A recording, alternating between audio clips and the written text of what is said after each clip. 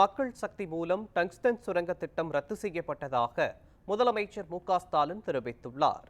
Madurai அரிட்டாப்பட்டியில் tungsten சுரங்கம் அமைக்கப்படும் திட்டம் கைவிடப்பட்டதாக மத்திய அரசு அறிவித்தது. இதையடுத்து அப்பகுதி மக்கள் சார்பில் முதலமைச்சர் மு.க.ஸ்டாலினுக்கு நன்றி தெரிவிக்கும் நிகழ்விற்கு ஏற்பாடு செய்யப்பட்டது. இந்நிகழ்வில் பேசிய முதலமைச்சர் டங்ஸ்டன் சுரங்க திட்டத்தை எதிர்த்து சட்டமன்றத்தில் தீர்மானம் நிறைவேற்றிய நிலையில் மக்களும் உறுதியாக போராடியதால் சுரங்க திட்டத்தை மத்திய அரசு கைவிட்டதாக தெரிவித்தார்.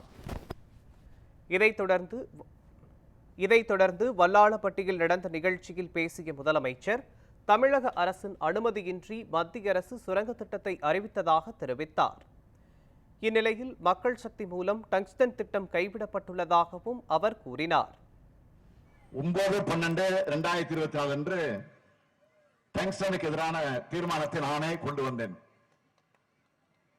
சிலர் இந்த பிரச்சனையில குறுக்கு சால் ஓட்டெல்லாம் முயற்சித்தாங்க. அது வேறு. நான் அந்த பிரச்சனைக்குள்ள அதையும் செல்ல விரும்பல, அரசியலாக்க விரும்பல. இது அரசியலே நான் நினைக்கல. இது நம்ம பிரச்சனை. ஆக இது அரசியல் பிரச்சனையை நான் கருதல. ஆனா மிக மிக தெளிவாக சொன்னேன். நான் போர் பிரகடனத்தை அங்க வெளியிட்டேன்.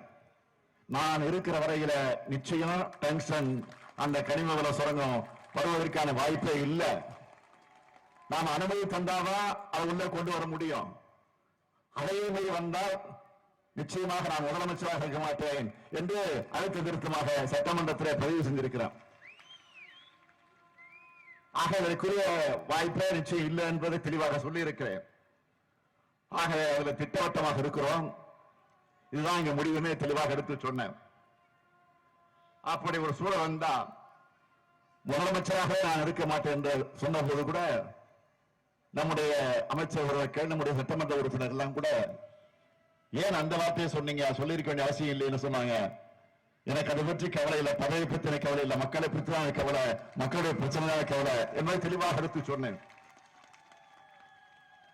ஆக சட்டமன்ற தீர்மானத்தையும் மக்களாக இருக்கக்கூடிய உங்க உறுதியான போராட்டத்தை மதித்து ஒன்றிய அரசு இப்ப இந்த ஏல அறிவிப்பை ரத்து பண்ணிருக்காங்க. இந்த நேரத்தில் தீர்மானம் நிறைவேற்றுவதற்காக ஆதரிச்சிருக்கக்கூடிய எல்லா கட்சிகளுக்கும் பல்வேறு கட்சிகள் இதில் உணர்வை வெளிப்படுத்தி இருக்கிறாங்க. எதிர்கட்சி, மாற்றுக் கட்சி, கூட்டணி கட்சின்னு நான் பிரிச்சு பார்க்க விரும்பல.